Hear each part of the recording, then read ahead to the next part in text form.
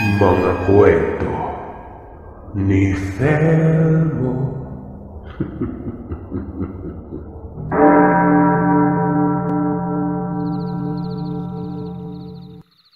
Mapagpalang araw po sa inyo, Sir Seth. Itago niyo na lamang po ako sa pangalang Lloyd. Naway paunlakan niyo ang mga kwentong ibabahagi ko. Nagkaroon kasi ako ng interes na sumulat para na rin mabigyang buhay ang mga karanasan ko na maihahalin tulad sa mga naranasan ng mga sender nyo. Katunayan, hindi lamang ito patungkol sa karanasan ko, kung hindi kasama na rin ang karanasan ng kaibigan ko. Magsiswitch tayo doon sa point of view niya. Unahan ko na po kayo. Maaring may mga bahaging nakaligtaan ko, gawa ng matagal nang nangyari ito. Pero ito lang ang masasabi ko. Ito ay base lamang sa pananaw at nakita ng mga mata ko. Masasabing nakakarima rin po ito. Sa makikinig naman ay mabuti sigurong hindi kayo kumakain habang pinapakinggan ito. Nasa sa inyo na rin. Kung mahilig kayo makinig habang kumakain, edi pakinggan nyo na. Dekada 90 ito nangyari. Nasa edad 18 ako noon. Isa akong imbalsamador sa isang establishmento sa May Negros. Ang gusaling ito ay kalahating kahoy, kalahati semento. Pero malaki at malapad. Tapos ay may tapunan ng likido at parte ng katawan ng tao sa may likuran. Ang trabahong ito ay nasunod ko sa aking ama na isa ding imbalsamador noong nabubuhay pa. Mula pa pagkabata ay dala-dala niya ako. Nakamulatan ko ang humarap sa isang labi habang minama ni obra ito. Kung kaya naman, noong sumalang na ako sa akto, hindi na ako nandidiri nun.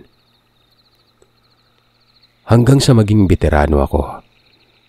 Noon, uso pang ang pag-iimbalsamo sa bahay ng kliyente. Kumbaga, hindi na dinadala sa punerarya. Bagkos ay doon lang mismo sa bahay nila. Lalo na yung nasa tagong lugar. Alam niyo, Sir Seth, itong mga patay, iisipin mong buhay pa. Gawa nga na may mga episodes din ng mga bangkay. Maaring patay na ang utak pero yung mga kaugatan buhay pa yon. Pero natural lamang yung kabag, paggalaw ng daliri at sisipa. Pero yung magwawala hindi na. Iba na yung nagwawala. Na kung saan, ito ang una kong naranasan. Minsan noon ako lang ang naiwan sa laboratorio o morgue. Bigla na lang kumalabog ang higaang yero. Sa sulok ito nakalagay na kung saan sa bahaging yun ay napakadilim. Kumakalampag noon ang higaan sa may dulo. Pagkabukas ko ng ilaw, nakita kong gumagalaw ang patay na ito.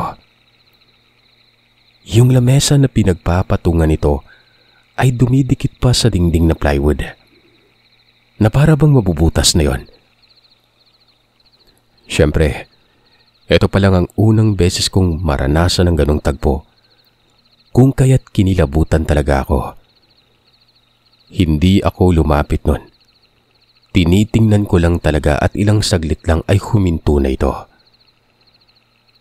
Oo, Sir Seth, sanay ako sa mga patay pero hindi ako sanay sa mga katatakutan, kagaya na lamang ng kababalagan. Pagsapit ng madaling araw noon ay dumating na ang karelyebo ko. Naitago na lamang natin sa pangalang Erwin. Itong si Erwin ay may kwento din pero uunahin muna natin yung akin. Sinabi ko sa kanya ang nasilayan ko. Aba, pinagtawanan lang ako, Sir Seth. Ayon kay Erwin ay natural lamang umano na gumagalaw ang patay. Reaksyon lamang umano ito ng mga kaugatan. Nagtanong ako sa kanya kung yung parang nagwawalang reaksyon pa rin ba yon? Gawa ng ang nakita ko talaga'y nagwawala eh. Labi na isinilid sa malaking telang kulay puti na nagwawala nun. Natahimik siya, Sir Seth. Nagtanong ito sa akin kung alin ba umano sa mga bangkay doon ang may ganong reaksyon. Sinamahan ko siya. 3 magkakasunod yon. Tapos yung pinakadulo ang tinuro ko sa kanya. Talaga? Nagwala? Tanong ni Erwin. Oo pre, nagwala yan kagabi pre. Kala ko pa nga babangon eh. Teka, huwag ka namang makahawak ng ganyan pre. Para ka namang ano eh. Pag-uusap naming dalawa. Nakahawak kasi ako noon sa balikat niya. Hindi ko alam na napisil ko siya. Tinapik ako ni Erwin at nagudyat ito ng magtango noon. Sumunod ako sa kanya habang palapit doon sa bangkay na yon. Kinapakapa niya pa ang paa nito. Tapos ay niyugyug ang lamesa. Mabigat kung kaya't hindi umusog ang lamesang yon. Doon pa lang, mapapaisip ka na talaga, Sir Seth, di ba? Bakal ang higaan ng mga patay pero mantakin nyo, yumugyug talaga yon. Nakakapagtaka, Lloyd. Kung ganun, nilapitan mo ba? Hindi ako lumapit pre. Natakot nga ako, di ba? 2 araw na ito dito, Lloyd. Hinatid lang ng kung sino at hindi binalikan eh. Buksan mo nga yung tela. Mungkahi ni Erwin nun. Ako noon ay nagdadalawang isip. Pero binuksan ko na lang talaga yun, Sir Seth. Para lamang itong natutulog. Buhay na buhay ang muka. Sinubukan kong pisilin pero matigas naman yon. Umiiling ako noon hanggang sa maniwala man kayo o hindi. Dumilat bigla ang mga mata niya. Tumitig sa akin yon. As in napatalon talaga ako.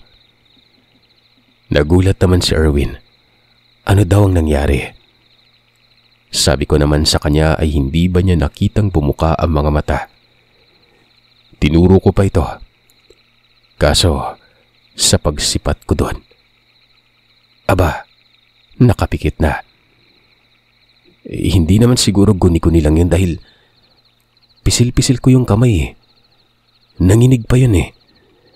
Yun bang parang bumuelo sa pagbuka ng mata niya? Ganon na ganon.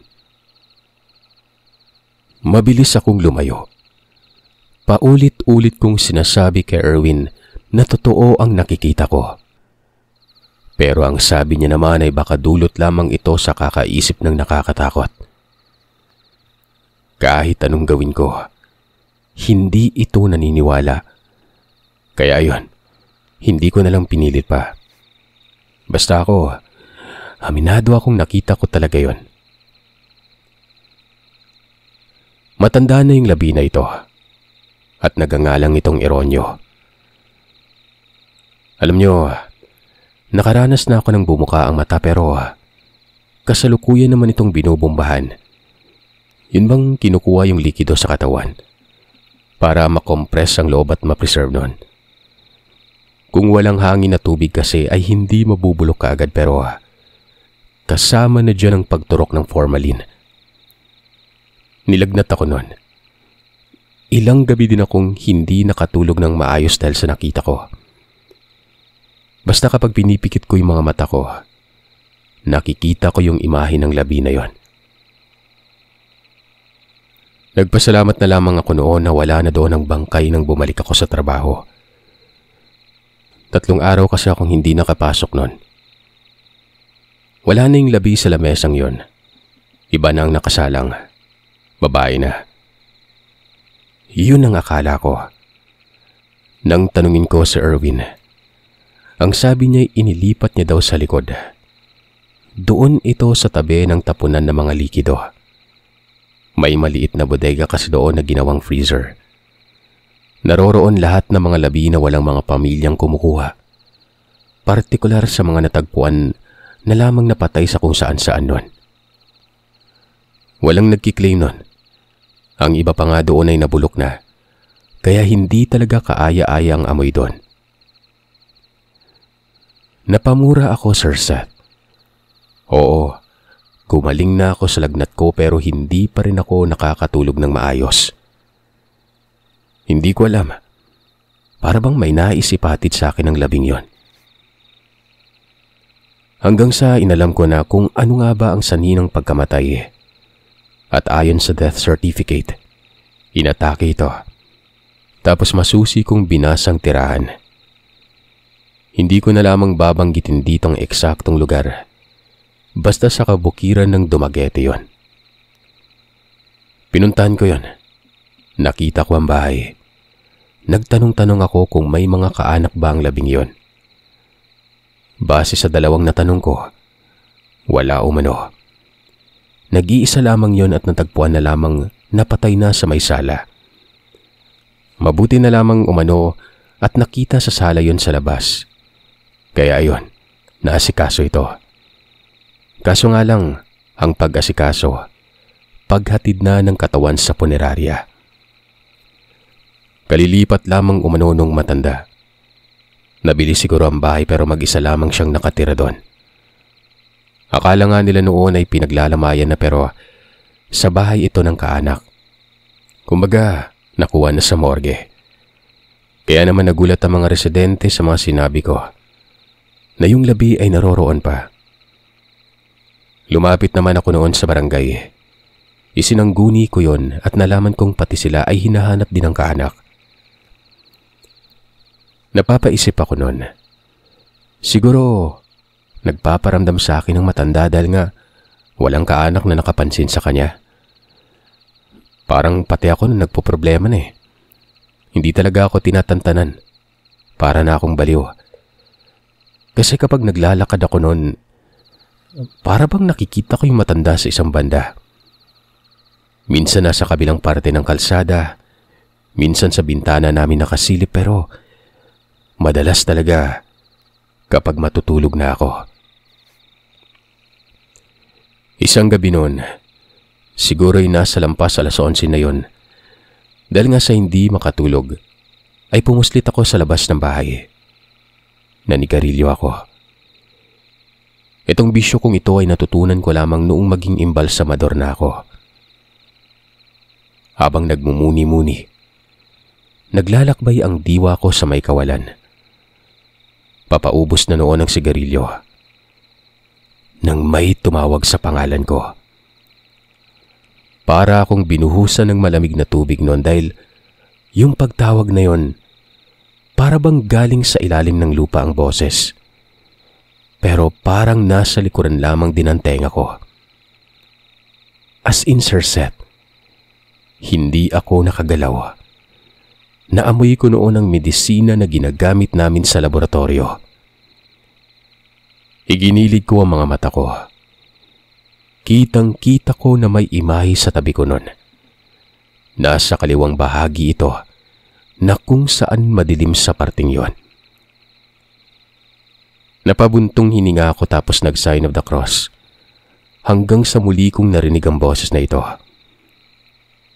Ayon sa boses na yon, ang kamag-anak daw niya ay nasa Cebu, sa Dumaguete. Binanggit pa niya ang Eskinita, Talingbahay. Hindi ako nagkakamali nun. Ang nasa tabi ko ay walang iba kung hindi si Tandang Eronyo.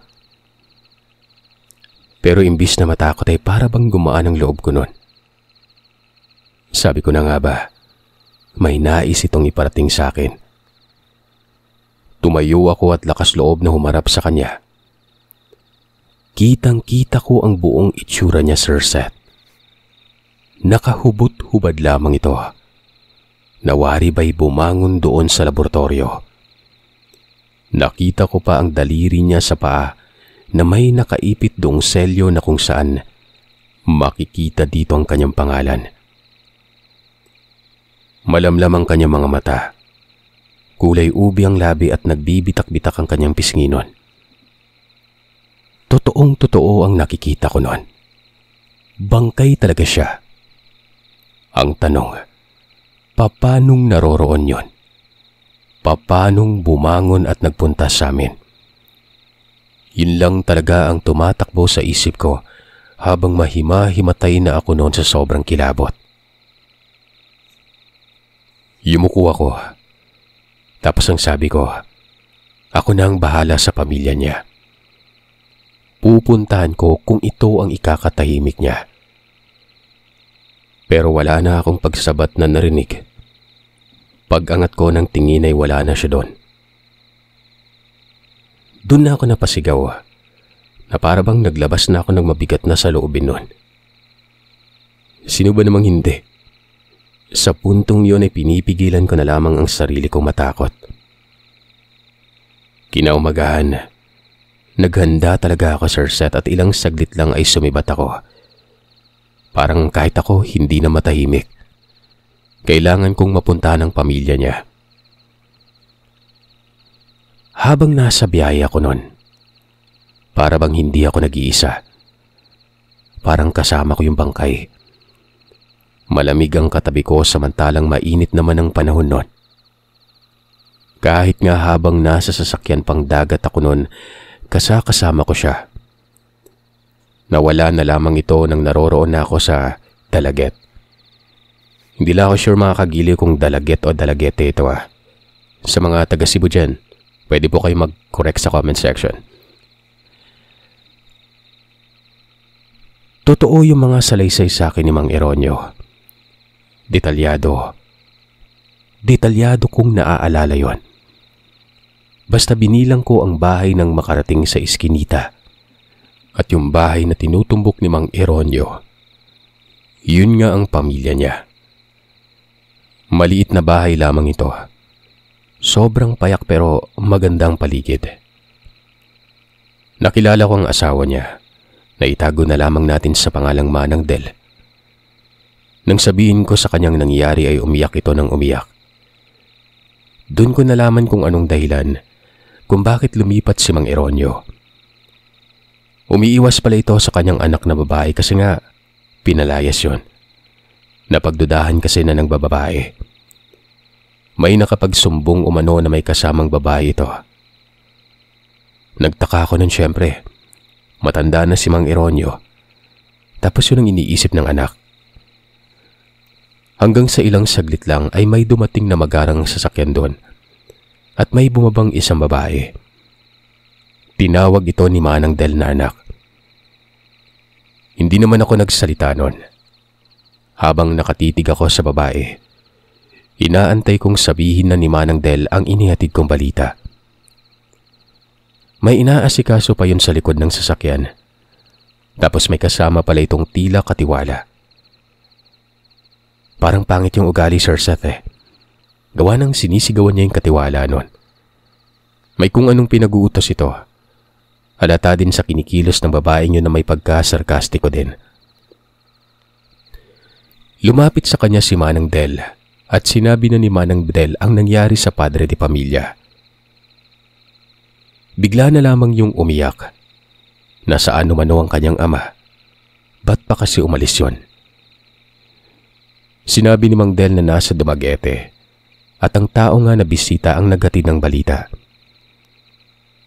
Ilang saglit lang ay biglang nagalit si Manang Del. Binulyawan ang anak niya.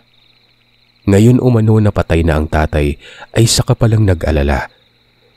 Samantalang noong nabubuhay pa ay kung ano-ano na lamang ang ipinaparating na kesyo kawatan, may babae, pero hindi naman totoo. Kesyo irresponsable pero hindi naman din totoo yon. Nagsusumikap daw si Mang Eronyo na makaraos lamang sila at makapagtapos ng pag-aaral ang mga anak niya. Ngayon na may marangyang buhay, napakayabang na nito. Ikinakahiya na umano sila. Hindi maisama sa mga okasyon dahil nga tingin ay madudungis at pulube. Sumama din ang loob ko nang marinig yon. Dali-dali akong nagpaalam. Sabi ko pa, nasa punerarya lamang si Mang Eronyo. Habang naglalakad ako pa uwi ay kumirot ang puso ko. Hindi biro yung mga narinig ko. Kayo na yung humusga sa pamilya pero dama ko ang hinanakit noon ni Manang Del. Siguro nga'y minabuti na lamang ni Mang Eronyo ang lumayo kesa naman masaktan lamang sa mga litanya ng anak niya. Kaya pala hindi matahimik ang kaluluwa nito. Gawa ng may baong depresyon. Sobrang sakit ano? May lalarawan natin ng isang ulirang ama pero naging pangit na sa mata ng anak nang magkaroon ng marangyang buhay. Hey, doon nga Sir Seth ay nasikaso nilang labi. Nagsawalang kibo ako nun. Pangit makialam pero si Erwin, sinabi ko sa kanyang sitwasyon. Ang totoo ay naniniwala na sa akin si Erwin nun na kababalagan na talagang nasisilayan at naranasan ko. Di ko naman mahuhulaan kung saan nakatira si Mang Eronyo, di ba? Pero magmula noon, hindi na nagparamdam sa akin ang matanda. Ang susunod na kwento ay yung lumipat ako ng Bacolod. Nga pala, wala na ako mga magulang. Kapwa yumao na mga ito. Pero alam niyo ba, na ako din ang nag-imbalsamo sa kanila. Umiiyak nga ako noon habang ginagawa ko yon. Mantakin niyo, nanay at tatay kong minamain na obra ko. Masakit di ba? Pero ginusto ko yun dahil nga nais ko silang masilbihan hanggang dun eh. Nais kong ako ang umayos sa kanila para mas presentable. Though lahat naman ng iniimbalsa mo ay may kaparehang turing pero mas gusto ko talaga noon ako na lang para sa mga magulang ko. Sa establishmentong pinaglipatan ko ay malapit lamang dito ang bahay ng kapatid ko. Kaya naman hindi ako namumroblema sa pamasahe. Nilalakad ko lang. Dito, iba naman ang naging kaganapan. Unang araw ko pa lamang sa pagtatrabaho doon. Kahila-hilakbot na tagpo na mga nasilayan ko. Alam niyo ba, lahat ng mga bangkay doon, gumalaw ng sabay-sabay. Alam niyo, hindi na bago sa akin yung kababalagan sa iisa lang pero yung sabay-sabay, ibang usapan na yon. Mapapaisip ka talaga na may demonyo nang lumulukob sa lugar. Dahil doon ay nagtanong ako sa mga bago kong kasamahan kung naranasan na ba nilang makakita ng gumagalaw na patay. Ayon naman sa kanila, oo umano. Naranasan na nila pero galaw lamang ng kaugatan. Ibig sabihin lamang nun, sa akin na naman nagpaparamdam ang mga yon. Hindi na ako mapanatag nun. Naisip kong baka katulad ng mga natunghayan ko kay Mang Eronyo, ang kaparehang hinaing nila. Pero napakarami. Naisip ko pa nga nun baka sinabi ni Mang Eronyo sa kanila na mabuhay sila para magparamdam sa akin. Kaya naman mabilis kong inisa-isa ang impormasyon ng bawat bangkay pero may mga pamilya namang kumukuha dito. 4 yon. Lahat yon ay may mga pamilya. Yun ang siguro ang nasa unang pinagtatrabahuhan ko ang may wala. Malinis kasi ang bodega doon sa Bacolod. Mabango at presko ang hangin sa loob pero yun nga, bakit may nagpaparamdam? Inobserbahan ko muna yon. Tutal ay iba-iba naman ang nagiging kliyente ko. Kumbaga, pasok at labas lamang ang nangyayari doon. Gabi ang schedule ko noon at lagi akong nakapuslit sa likod ng bodega. Gawa ng nagpapalipas oras kasi ako. Lalo na kapag wala pang bangkay. May kasama naman ako noon na isang matanda pero sa labas naman ito nakatambay noon. Habang nasa likod, nakakaulinagan ko na lamang ang kalabugan sa may loob. Sinisipat ko pero nawawala na lamang ito bigla. Hanggang sa nakarinig na lang ako noon ng iba't ibang boses na para bang mga taong nagsusumamo. May umiiyak, sumisigaw at galit na galit. Para akong baliw noon na wari ko pa. Hindi kaya epekto ito ng mga nangyari sa akin nung una. Oo, alam kong may nangyayari na hindi maganda doon pero bakit ako lang ang nakakakita? Mabuti na nga lang at hindi naman pati sa pagtulog ko ay nagpaparamdam ang mga yon. Ang pinakamasaklap lang at nakakapanindig balahibo ay yung minsang nakatulog ako. Doon lang ito nangyari sa mismong loob ng punerarya. Sa lamesa ito ng amo namin. May maliit na opisina doon. Hanggang sa nagising ako dahil nga sa ingay.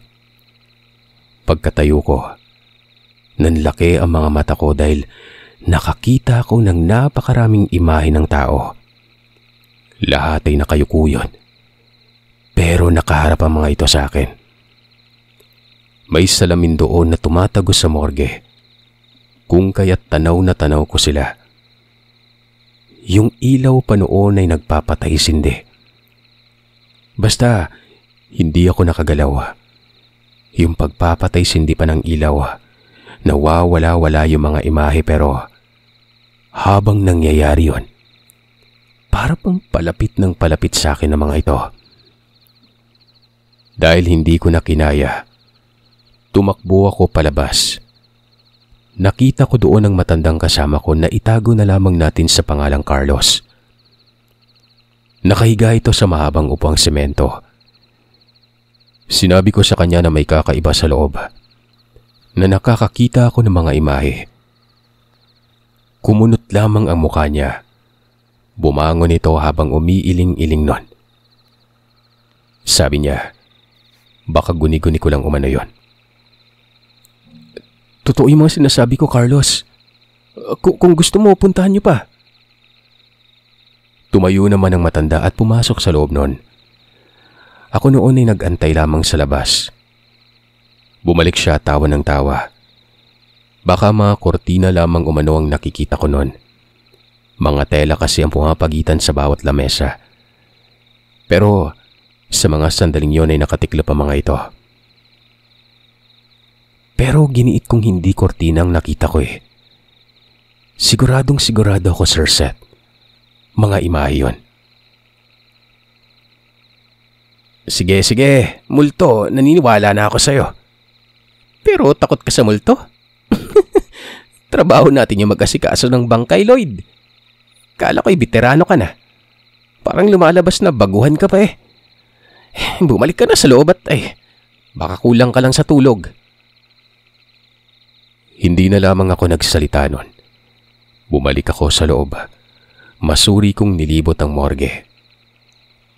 May isang bangkay doon. Hindi pa nalilinis. Wala pa kasing 24 oras nun. Ito na rin ay base sa pakiusap ng kliyente. Gawa ng may tradisyon silang sinusunod. Pero ganun pa rin naman talagang patakaran ng pasilidad. Inaantay ang 24 oras. Ang iba yung maabot pa nga ng 48 oras. May ilan ding dire-diretso na lang. Ewan ko lang ngayon. Baka si wala ng ganong proseso. Baka katay lamang ng katay ng bangkay ngayon. Wala namang nang nangyari pa. Pero hindi na ako noon natulog. Minabuti kong pumuslit lamang sa may likuran at naninigarilyo lamang ako doon. Walang ano-ano ay may nakita akong tao na nakatayo sa gilid ng pader. Singkit yung mata kong titingnan nito. Tao pero hindi ko lang maaninag ang mukha niya. Gawa ng madilim kasi sa bahaging yon. Tumayo ako at binati yon. Baka residente lamang sa lugar na pumasok sa pasilidad. Gawa ng sira ang bakod sa may likuran. Tinanong ko pa ito kung anong ginagawa niya at bakit pumasok. Pero hindi ito nagsasalita. Maging ang paggalaw ay hindi ko napansin sa kanya. Hanggang sa binuksan ko yung flashlight. Issue ito sa amin para magamit kung sakaling mawala ng kuryente. Doon, Sir Seth, naudlot ako sa paglapit sa kanya. Dahil nang tamaan ang taong yun ng ilaw, nakita ko yung sobrang nakakatakot na mukha nito. Yung parang bumangon sa hukay. Lusaw ang mukha.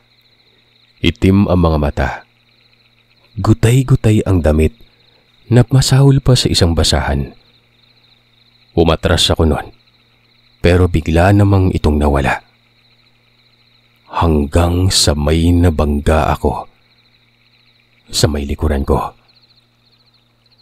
Pagtingin ko dito, ang bumungad sa akin ay walang iba kundi ang nilalang na yon. Pero sa puntong yon ay nakangisi ito. Kita ko ang sira-sira niyang mga ngipin. Ang itim na ngalangala na wari ba'y nasunog sa apoy. Sumigaw ako ng tulong sabay takbo ng mabilis patungo sa loob. Pero bigla namang nagsara ang pintuan. Hindi ko alam kung bakit nagsara yon. Kumakatok ako at patuloy sa pagsisisigaw. Pero parang ako lang ang nakakarinig sa boses ko. Hanggang sa nilingon ko ang elemento. Halos sumiwalay ang kaluluwa ko nun. Yung mukha niya, nakadungaw sa mukha ko. Maya-maya pa ay bigla na lamang nagbukas ang pintuan. Paglingon ko, naroroon si Carlos sa bukana. Ano bang nangyayari sa'yo, Lloyd? Ang ingay mo.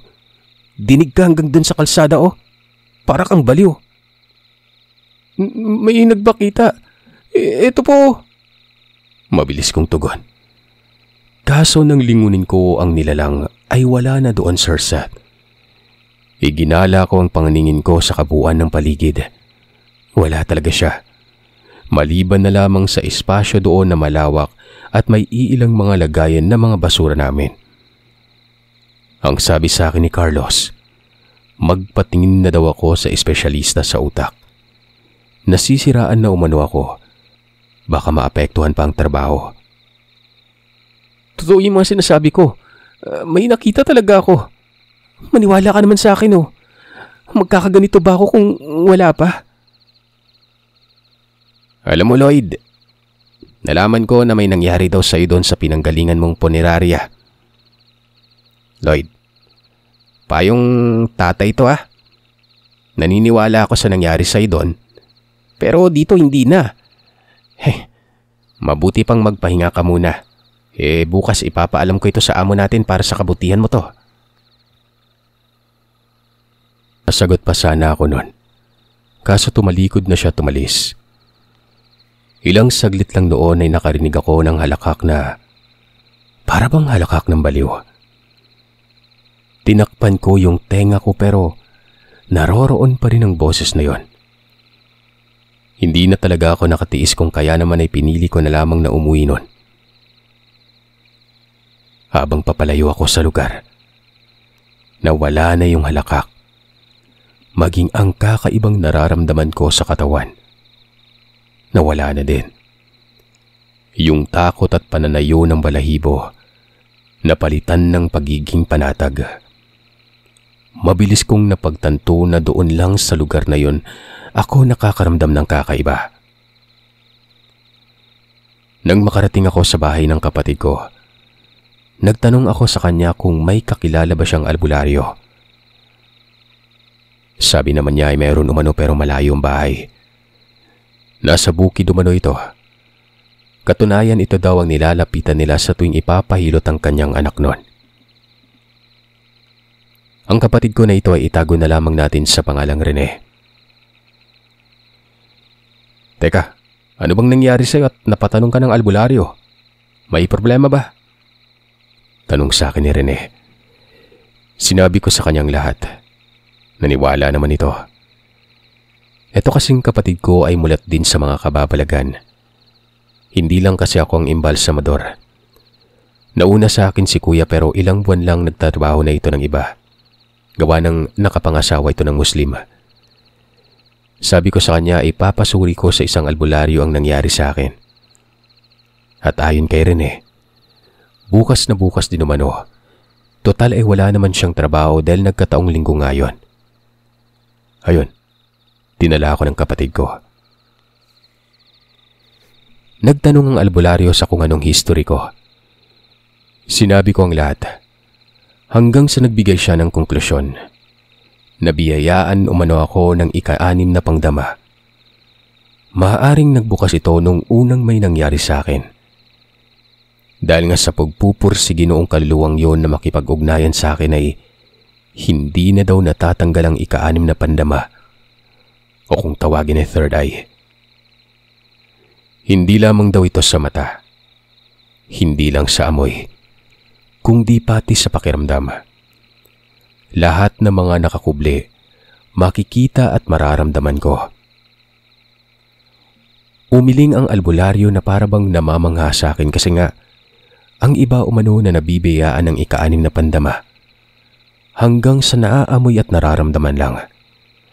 Yun bang mabilis makaramdam ng kakaiba sa isang lugar, lalo na kapag may mga nilalang doon. Pero ang akin umano ay sabay-sabay mula sa nakikita at nararamdaman. Meron umano ako noon, bagay na masasabing napakaswerte ko umano. Siyempre, napakunot ako ng mukha noon. Anong swerte doon, diba? Baka kamalasan lang. Dagdag pa ng albularyo na ito. Kaya nagpaparamdam ang ibang kaluluwa sa akin dahil nakikipag-ugnayan din ang mga ito. Magiging daan umano ako para iparating sa kanilang kaanak ang mga dapat nilang sabihin na hindi nila nasabi nung nabubuhay pa. Maaring pagmamahal o kung ano-ano pa nun. Huwag umano ako matakot kasi nga wala namang mangyayari sa akin. Maliban na lamang kapag demonyo ng usapin. Madali lamang daw akong mamanipula ng demonyo. Iwas-iwasan ko na lamang umano yung mga elemento na sa pakiramdam ko ay may masamang hangarin. Mararamdaman ko naman daw yun dahil nga sa pandamang dumadagdag sa akin. Mga banta at iba pa ay nakakalangkop na sa nararamdaman ko. Sa pamamagitan umano ng premonisyon o pangitain, ay darating ang araw na kusa itong gagana sa akin. Napamura ako noon. Ipagpalagay na lamang nating totoo pero siyempre kayo ba? Gusto nyo ng ganito? Nagkaroon na nga ako ng mga premonisyon pagkatapos noon. Ito na yung mga nangyayari sa akin hanggang ngayon. Katunayan ay bahagi na ako ng isang grupo na kung saan ang mga kasama ko ay kapareha ko lang. Nakakabaliw kasi isipin noon na mag-isa lamang at walang nakakausap, partikular sa mga nakikita at nararamdaman ko. Kaya't nag-research talaga ako noon. Kaya ayun, dali-dali akong sumali para na rin may kausap na hindi lang yung iniisip na ako lang ang may sariling mundo. Sangkatutak ang naranasan ko, Sir Seth. Ang mga sinabi ko lamang dito ay yung kung paano nagsimula ang pagbabago ko pero maliban pa doon ay napakarami talaga. Ilang beses na rin kaming naipatawag sa mga natural na events, sa mga sapi, pagpaparamdam at marami pang iba. Hanggang sa muli kaming nagkita ni Erwin. Gulat na gulat ito sa akin. Ibang-iba na umano ako makipag-usap sa kanya. Ang lalalim na umano ng mga litanya ko at sobrang seryoso. Alam nyo, kahit saan ako lumingon ay may mga nakikita kong elemento. Kung hindi naman ay nararamdaman ko sa isang lugar. May mga antas din kasi ang mga ito. Yung mga nakikita ko ay mga karaniwan lamang pero yung mga nararamdaman ko ay may mga angking abilidad na yon. Na kayang itago ang sarili kahit nakakubli na sila sa realidad. Katulad na lamang ng mga engkanto at kung ano-ano pang mga lamang lupa. Hindi ko sila nakikita kaagad, maliban na lamang sa presensya. Pero may mga pagkakataon na nagpapakita talaga sila pero kinakailangan ko muna ng pahintulot nun. Marami kaming napag-usapan ni Erwin. Katunayan ay may naikwento siya sa akin na siya ding nakapagpabago ng kanyang pananaw. Ito din ang dahilan kung bakit nagretiro na lamang siya ng maaga sa pagiging imbalsamador. Bueno, ganito umano ang nangyari. Nasabi ko naman kanina na maliban sa akin ay may karanasan din ng kaibigan ko. At ito na yon. Bale, point of view na ito ni Erwin, Sir Seth. Nung minsan umano na may namatay sa isang tagong lugar sa kabukiran ng Tanhay. Si Erwin ang nagboluntaryo na siya na lamang ang pupunta sa lugar. Total ay papauwi naman din siya noon sa bais. Nag-leave siya noon ng 1 linggo kaya ayon, rekta leave na yon. Siya na lang ang nag-aasikaso sa kung sino man ang namatay sa bukiran ng tanhay na ito. Dala niya noon ang mga kagamitang pangdayo, manual na pangbomba, at syempre, hindi mawawala dyan yung mahabang tubo. Yun bang pangsaksak sa leeg at ilalim ng tadyang? Stainless to para kunin ang likido sa loob ng katawan at higit sa lahat, yung formalin. May kasama naman siya na anak hindi umano nang namatay. Ang pangalan ay itago na lamang nating Batan. Binata pa ito sa pagkakatansya ni Erwin. Sinundo siya nito at dito din nagpaalam na may patay sa kanila. Medyo weirdo daw itong si Batan sa kadahilan ng tinatanong niya kasi ang mga impormasyon, kagaya na lamang ng kung ano ang ikinamatay. Tapos ilang taon na ang namatay at higit sa lahat, kailan nangyari.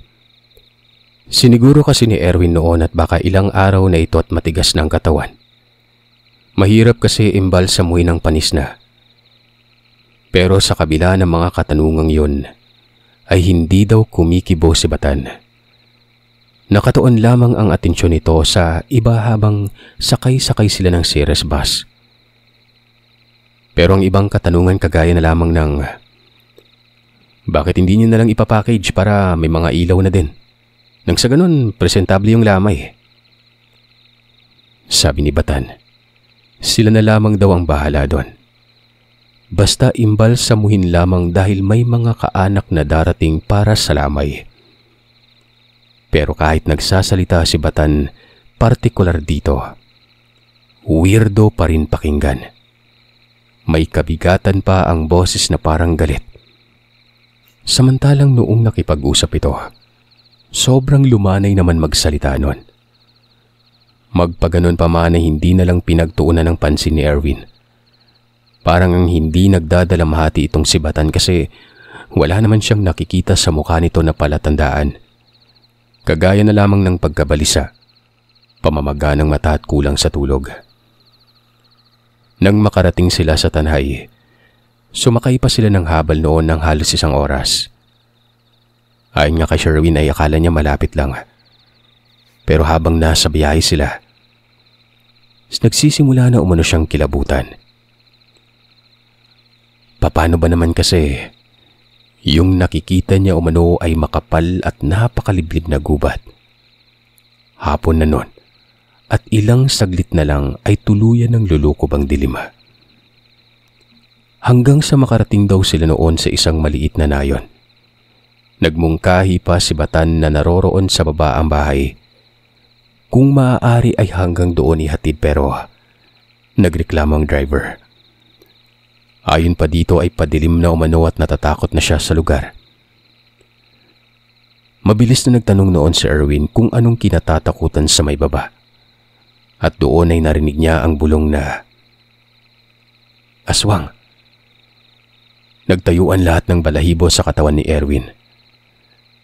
Ayon sa kanya, naniniwala siya sa aswang. May kakilala kasi siyang imbalsamador din na napadako sa isang lugar para sa isang bangkay nun. Noong imbalsamuhin umano ang isang labi, nagulat ang kakilala ni Erwin dahil naging puno umano ng saging yon. Hindi tao. Hindi umano makitaan ng kakaibang pamilya. Nawaribay siya lang ang nakakaalam na puno yun ng saging. As in sobrang nakapagtataka. Isiniwalat ng kakilala ni Erwin ang nangyari. Yung pamilya umano ng bangkay ay hindi naniwala sa kanya. Katawan umano ito ng tao at hindi saging. Hanggang sa may nagsalita umano noon na isang matanda. Paulit-ulit niyang sinasabi na kinuha na umano ng aswang ang orihinal na katawan nun. Pinalitan ito ng saging. Pero ayaw daw maniwala ng mga ito. Ngayon, ang imbalsamador na ang pumapatunay. Walang nakakibo sa pamilya. Hanggang sa nagmungkahi ang matandang yun na idaan sa bintana ang labi. pagtulungan umanong buhatin ito. At doon matapos lang maitawid sa bintana, ay sumambulang ang matabang puno ng saging. Ipinaliwanag ng matanda ang nangyari. Iniwan kasi ang labi habang inaantay ang imbalsamador. Dapat ay binantayan ito, lalo pat may aswang sa kanilang lugar. Huwag na lang umasa na makukuha pa ang labi ng kaanak na namatay dahil naniniwala ang matandang yon na kinain na ito ng mga balbal. Ayon sa kaibigan ni Erwin, yung matanda ay isang albularyo. Mula nang malaman ni Erwin ang tagpong yon, ay naniwala na siya sa aswang. Mantakin niyo, Sir Seth. Puno ng saging ang iimbalsamuin sana. Aminado si Erwin na takot na talaga siya nun. Umalis na ang driver ng habal. Sila na lang ni Batan ang magkasama. Napakatahimik kumano. Kinakausap niya pero ayaw magsalita. Ang problema pa dyan ay hindi nagdala si Erwin ng flashlight. Hindi niya inaasahan na hindi pala abot ng kuryente ang lugar. Kala pa nga niya, pagkatapos bumaba ay naroroon ang bahay. Abay naglakad pa sila sa gilid ng nagtatayugang mga puno nun. Hanggang sa makarating umano sila noon sa isang bahay. Medyo may kalakihan pero gawa lamang sa puno ng kahoy. Isang palapag pero nakaangat ang sahig sa lupa. Ang ilaw ay galing sa ilaw ng Petromac. Nasa likod ito ng bahay kung saan naroroon ang isang higaan na may nakahimlay na labi pero nakataklob ng gumot. May mga tao doon, nakasilip sa bintana. Binati niya ang mga ito, pero sumagot lamang ng pagtango. Hindi makikita sa mukha ang pagdadalamhati, kagaya ng napapansin ni Erwin kay Batan. Nang iyuko ni Erwin ang ulo para sipatin ng kabuuan ng likod, may tao doon na nakaupo sa bangkito. Matandang lalaki ito na parabang nagmumuni-muni. Dumiretso na lamang siya doon. Aminado siyang may kakaiba sa mga tao. Hindi man lang siya pinaakit ng bahay. Maraming beses na kasing napadako si Erwin sa iba't ibang lugar para mag-asikaso ng labi pero doon pa lang siya nakaranas ng parang may mga sariling mundo. Bukod pa dyan, doon pa siya nakaranas ng sobrang kilabot. Dala-dala niya kasi sa isip ang sinabi ng habal driver. Maging yung mga ikinuwento sa kanya ng kanyang kakilala patungkol sa aswang. Binati ni Erwin yung matanda. Sumagot din naman ito ng bati at sa pagkakataong yun lang ata ang nakita niyang matino sa lugar na yon. Nagpakilala ito sa pangalang Paro. Nagtanong pa kung siya na ba ang imbalsamador. Tumango naman si Erwin. Dagdag pa ng matanda ay binabantayan umano nilang labi nun. Kaagad na alala ni Erwin ang mga sinabi ng kakilala niya. Bantayan ang labi habang hindi pa dumarating ang aasikaso dito. Nakakaramdam siya ng pagkakapareho. Pero ang tanong, pareho nga ba? Nilapag niya ang mga kagamitan tapos nagtanong sa matanda kung may tubig ba. Tumayo naman ang matanda at kumuha ng 2 balde ng tubig. Ipanglilinis ba ng bangkay? Oo.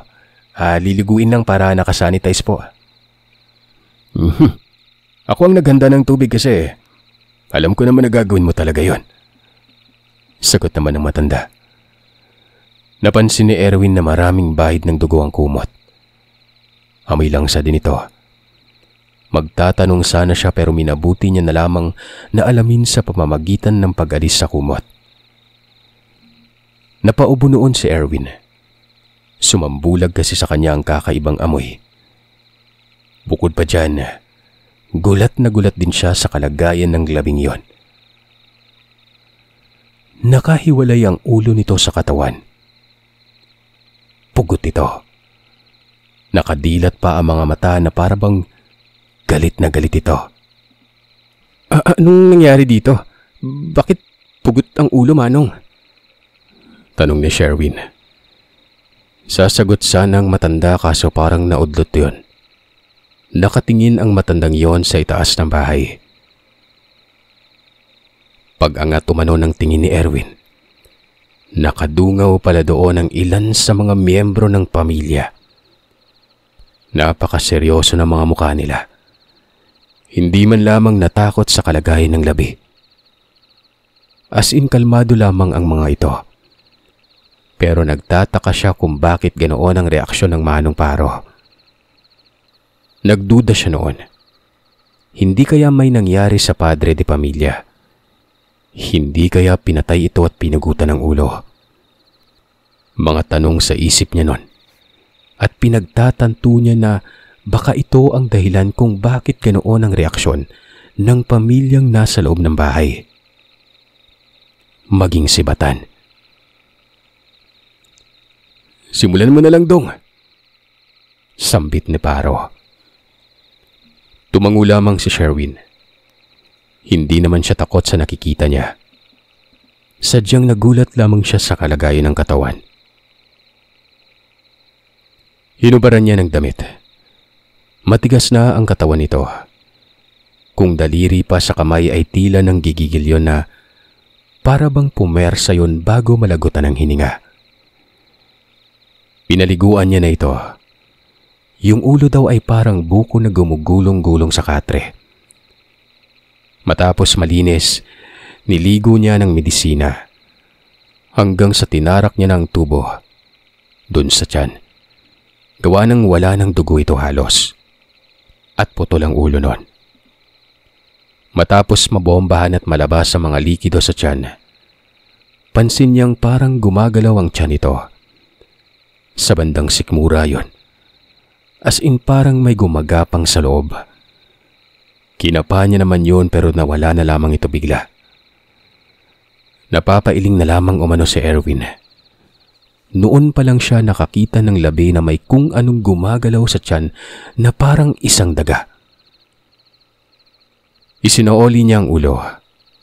Tinahi ito ni Erwin. Yung matandang si Paro naman ay lumapit at singkit matang nakatitig sa mukha ng labi nun na para bang may sinusuri ito. Ilang saglit lang nang makumpleto na ang pagtahi. Bigla na lang gumalaw ang labi na yon. Inangat nito ang kamay at humawak pa kay Erwin. Nagulat si Erwin nun. Yung matanda naman ay may kung anong tinatawag na kataga-sabay dampi ng palad nito sa leeg ng bangkay. Doon pa lang bumitaw ang labi nun na para bang nagbuntong hininga pa ang labi at kumalma. Sabi pa ni Erwin, yung naranasan ko umano na paggalaw ng labi na may kasamang kababalagan, nakaranas pa siya ng higit doon. Mantakin niyo, humawak pa talaga sa kanya. Malakas daw ito. Napaka-imposible kasi gawa ng matigas na yon. Bagamat hinilot ni Erwin ang mga buto para mapantay ang katawan pero matigas pa rin yon. Ang mga tao daw na nakasilip ay wala na doon sa may bintana. Nawari ba'y natakot ang mga ito. Hanggang sa bumuka umano ang bibig ng labi. Bumuka yun maging ang mga mata. Kitang-kita ni Erwin yon at sobrang siyang nanghilakbot. Biruin niyo, putol na yon. Sinaoli niya lang. Nakatitig pa umano sa kanya ang mga mata nito. Walang ano-ano ay may lumitaw umano sa bibig niya na parang pagong na walang bahay. Yun bang malambot lang na hindi mawari ni Erwin kung anong klaseng nilalang yon. Nalaglag yon sa mahigaan, tapos may lumabas pang bilog na parang holen, na kulay itim.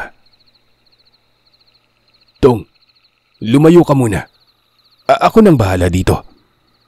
Sabi ng matandang si Paro. Walang ano-ano ay umatras naman si Erwin. Kinuha daw ng matanda yung nilalang na yon, maging yung bato. Tapos yung parang pagong ay nilagay sa lupa. Nilagyan yon ng mga tangkay at bunot tapos sinindihan.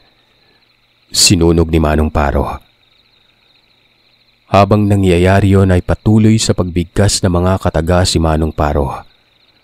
Walang naiintindihan si Erwin. Basta nanonood lamang siya habang nakalukob sa kanyang katawan ng kilabot. Matapos maabo yung nilalang, sinabi na ng matanda na tapusin na ni Erwin ang pag-iimbalsamo. Banggit naman ni Erwin, tapos na daw. Kahit ang totoo ay hindi pa talaga. Kulang pa yun ng cosmetics o makeup kumbaga. Hindi niya na nalagyan ng pampaganda sa mukha yun dahil takot na takot si Erwin. Ang ginawa na lamang niya ay pinasuot ng barong. Ginupit ang likod ng barong para rekta lagay na lang. Mahirap kasing suotan ng isang matigas na bangkay. Ilang saglit pa ay nagudyat ng tango si Manong Paro. Ibig sabihin ay pinapasunod niya na si Erwin. Sumunod naman ito at doon sila sa unahan nagtungo. May sinabi ang matanda na siyang mas lalong nagpawindang kay Erwin. Ayon pa dito, si Manong Paro umano ang pumugot sa ulo. Kasalukuyan kasi noong nagtatawag ng kaanak ang labi ng buhay pa. Nakaratay na ito, pero wala ni isa sa pamilyang lumalapit. Bakit po? Ano bang nangyari? Tanong niya sa matanda. Aswang yan. At nais niyang ipasa ang kanyang pagiging aswang sa pamilya. Walang tumanggap. Tinawag ako noon para hanapan ng paraan. Baka kasi magwala at patayin ang lahat ng miyembro. Lalo na't nagalit na ito. Napamura na lamang si Erwin noon. Oo. Nakarelate umano ang pangyayari sa nakaengkwentro sa kanya ng kaibigan pero hindi ninakaw ng aswang ang labi at pinalitan ng saging. Bagkus, ang labing inasikaso ni Erwin ay yung mismong aswang. Dagdag pa ni Manong Paro, walang ibang paraan kung hindi ang patayin na lamang ito. Pinugutan niya kaagad ng ulo para rekta sa pagkamatay at hindi na mabuhay pa. Albularyo umano ang matanda at kaya ito nakabantay habang inaasikaso ni Erwin ang labi. Dahil alam ng albularyo na isa sa uli ang ulo nun. Posible kasing mabuhay. Nagpapasalamat na lamang noon si Manong Paro dahil hindi nabuhay. Ang buong akala niya kasi mabubuhay pa uli yun. Pero inilabas lamang nito ang binhi ng aswang, kasama ng nilalang sa loob ng sikmura. Ito yung parang pagong. Lahat ng ito ay batay lamang sa mga narinig ni Erwin doon sa matandang yon. Sa isip-isip ni Erwin, yun siguro yung gumagalaw-galaw sa tiyan niya ng bangkay. Basta, matapos lang makapag-usap ay umalis kaagad si Erwin. Hindi na ito nagpaalam pa. Wala na siyang pake kung hindi siya bayaran sa pag-asikaso doon sa labi. Ang importante sa kanya ng mga puntong yon ay makalikas kaagad sa lugar. Sino ba namang hindi, di ba? Alam nyo, yung paglive umano ni Erwin ay nagtuloy-tuloy na at hindi na siya bumalik pa sa pag-iimbalsamo. Ayon pa kay Erwin, marami na siyang naririnig na kwento patungkol sa mga yanggaw-yanggaw na yan na kesyo may pinapalunok na bato.